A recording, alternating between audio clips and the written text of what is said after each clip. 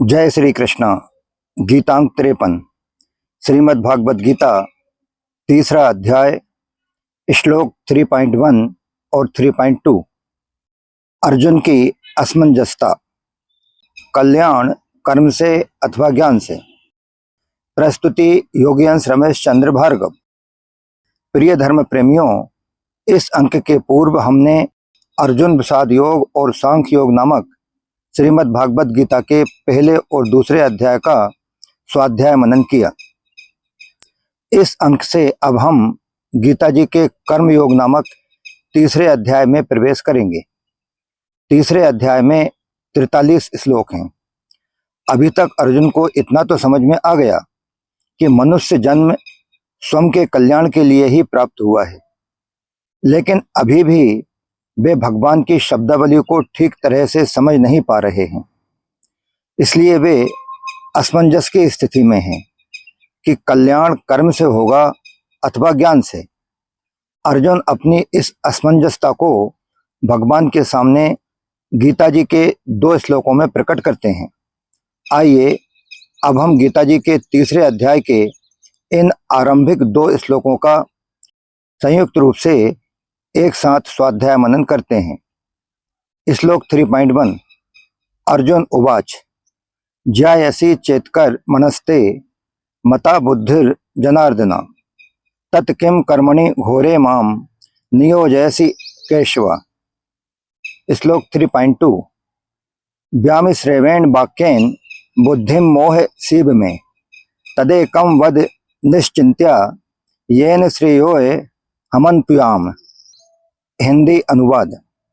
अर्जुन बोले, हे जनार्दन, अगर आप कर्म से बुद्धि ज्ञान को श्रेष्ठ मानते हैं तो फिर हे केशव, आप मुझे इस घोर कर्म करने के लिए क्यों प्रवृत्त कर रहे हैं। मुझे लग रहा है कि आप अपने मिले हुए से वचनों से मेरी बुद्धि को मोहित सी कर रहे हैं।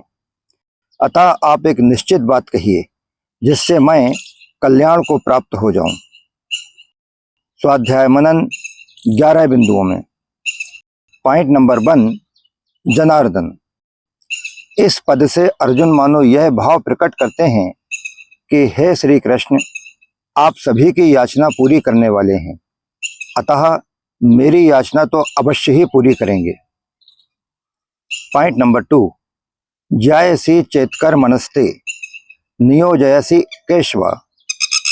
मनुष्य के अंतःकरण में एक कमजोरी रहती है कि वह प्रश्न करके उत्तर के रूप में भी वक्ता से अपनी बात अथवा अपने सिद्धांत का ही समर्थन चाहता है। इसे कमजोरी इसलिए कहा गया है क्योंकि वक्ता के निर्देश चाहे वे मनोनुकूल हों अथवा प्रतिकूल हों, वक्ता के निर्देशों का पालन करने का निश्चय ही शूरवीरता है। शेष सब कमजोरी या कायरता है। इस कमजोरी के कारण ही मनुष्य को प्रतिकूलता सहने में कठिनाई का अनुभव होता है। जब मनुष्य प्रतिकूलता को सह नहीं सकता है तब वह अच्छाई का चोला पहन लेता है, अर्थात तब मनुष्य के भीतर भलाई के वेश में बुराई आती है, और जो बुराई भलाई के वेश में आती है उसका त्याग करना बड़ा कठिन होता है। पॉइंट नंबर 3, यहाँ अर्जुन में भी हिंसा त्याग रूप भलाई के वेश में कर्तव्य त्याग रूप बुराई आई है, अतः वे कर्तव्य कर्म से ज्ञान को श्रेष्ठ मान रहे हैं। इसी कारण वे यहाँ प्रश्न करते हैं कि यदि आप कर्म से ज्ञान को श्रेष्ठ मानते हैं तो फिर मुझे युद्ध रूप घोर कर्म में क्यों लगाते हैं। पॉइंट नंबर 4, भगवान ने दूसरे अध्याय के 39वें श्लोक में बुद्धिर योगे पद के द्वारा समबुद्धि अर्थात समता की ही बात कही थी, परंतु अर्जुन ने उसको ज्ञान समझ लिया। अतः वे भगवान से कहते हैं कि हे जनार्दन, आपने पहले कहा कि मैंने सांख्य में यह बुद्धि कह दी, इसी को तुम योग के विषय में सुनो। इस बुद्धि से युक्त हुआ तू कर्म बंधन को छोड़ देगा, परंतु कर्म बंधन तभी छूटेगा जब ज्ञान होगा, क्योंकि आपने दूसरे अध्याय के 49वें श्लोक में बुद्धि योग पद द्वारा यह भी कह दिया कि ज्ञान से कर्म अत्यंत निकृष्ट है।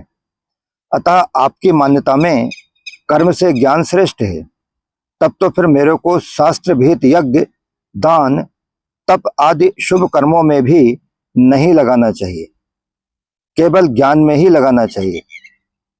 परंतु इसके विपरीत आप मेरे को युद्ध जैसे अत्यंत क्रूर कर्म में, जिसमें कि दिन भर मनुष्यों की हत्या करनी पड़े, क्यों लगा रहे हैं?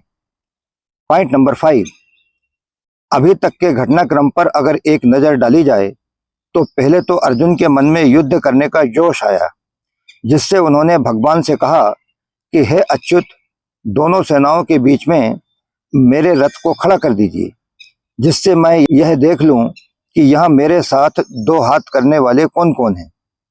परंतु भगवान ने जब दोनों सेनाओं के बीच में रथ खड़ा करके कहा कि तू इन कुरुवंशियों को देख, तब अर्जुन का कौटुंबिक मोह जागृत हो गया। मोह जागृत होने से उनकी वृत्ति अपने युद्ध रूप कर्म से उपरत होकर ज्ञान की तरफ हो गई, क्योंकि ज्ञान में युद्ध जैसे घोर कर्म नहीं करने पड़ते। अतः अर्जुन कहते हैं कि आप मेरे को घोर कर्म में क्यों लगाते हैं?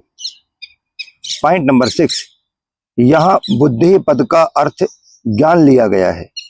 अगर यहाँ बुद्धि पद का अर्थ समबुद्धि अर्थात समता लिया जाए तो व्यामिश्र वचन सिद्ध नहीं होगा, क्योंकि दूसरे अध्याय के 48वें श्लोक में भगवान ने अर्जुन को योग अर्थात समता में स्थित होकर कर्म करने की आज्ञा दी है। व्यामिश्र वचन तभी सिद्ध होगा जब अर्जुन की मान्यतानुसार दो बातों का निदान हो। अर्जुन की पहली बात भगवान से प्रश्न स्वरूप यह है कि भगवान, अगर आपकी मान्यता में कर्म से ज्ञान श्रेष्ठ है, तो फिर आप मेरे को इस युद्ध रूप घोर कर्म में क्यों लगाते हैं? और दूसरी बात यह है कि भगवान ने आगे अर्जुन के प्रश्न के उत्तर में दो निष्ठाएं कहीं, एक ज्ञानियों की निष्ठा ज्ञान योग से और दूसरी योगियों की निष्ठा कर्म योग से। इससे भी अर्जुन के प्रश्नों में बुद्धि पद का अर्थ ज्ञान लेना युक्ति संगत बैठता है। पॉइंट नंबर 7, कोई भी साधक श्रद्धा पूर्वक पूछने पर ही अपने प्रश्न का सही उत्तर प्राप्त कर सकता है।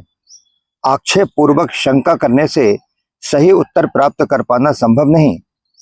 अर्जुन की भगवान पर पूर्ण श्रद्धा है, अतः भगवान के कहने पर अर्जुन अपने कल्याण के लिए युद्ध जैसे घोर कर्म में भी प्रवृत्त हो सकते हैं। ऐसा भाव उपर्युक्त प्रश्न से प्रकट होता है। पॉइंट नंबर 8, व्यामिश्रेणेव वाक्येन बुद्धिम मोह सीब में। इन पदों में अर्जुन का भाव है कि कभी तो आप कहते हैं कि कर्म करें, कुरु कर्माणि, श्लोक 2.48, और कभी आप कहते हैं कि ज्ञान का आश्रय लो, बुद्धौ शरणम विच्छ, श्लोक 2.49।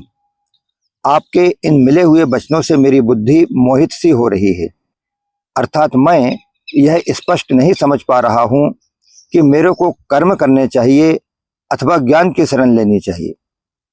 पॉइंट नंबर 9, यहाँ 2 बार एव पद के प्रयोग से भगवान पर अर्जुन की श्रद्धा का धोत्तन हो रहा है। श्रद्धा के कारण अर्जुन भगवान के वचनों को ठीक मान रहे हैं और यह भी समझ रहे हैं कि भगवान मेरी बुद्धि को मोहित नहीं कर रहे हैं, परंतु भगवान के वचनों को ठीक ठीक न समझने के कारण अर्जुन को भगवान के वचन मिले हुए से लग रहे हैं और उनको ऐसा दिख रहा है कि भगवान अपने वचनों से मेरी बुद्धि को मोहित सी कर रहे हैं। अगर भगवान अर्जुन की बुद्धि को मोहित करते तो फिर भला अर्जुन के मोह को और कौन दूर करता? Second but last, point number 10, तदेकम वद निश्चिंत्य येन श्रोये हमन्पुयाम। मेरा कल्याण कर्म करने से होगा या ज्ञान से होगा, इनमें से आप निश्चय करके मेरे लिए एक बात कहिए जिससे मेरा कल्याण हो जाए। मैंने पहले भी कहा था, यच्छ्रेयः स्यान निश्चितम ब्रूहि तन्मे, श्लोक 2.7, कि जिससे मेरा निश्चित कल्याण हो वह बात मेरे लिए कहिए, और अब भी मैं आपसे वही बात कह रहा हूं। लास्ट वन, पॉइंट नंबर 11, इसके साथ ही गीतांक 53 यहीं समाप्त होता है। आगे के 3 श्लोक अर्थात श्लोक क्रमांक 3.3, 3.4 और 3.5 में भगवान अर्जुन के व्यामिश्रणेव वाक्येन अर्थात मिले हुए से वचनों के आशय वाले पदों का उत्तर देते हैं। जय श्री कृष्णा। योगी अंश रमेश चंद्र भार्गव।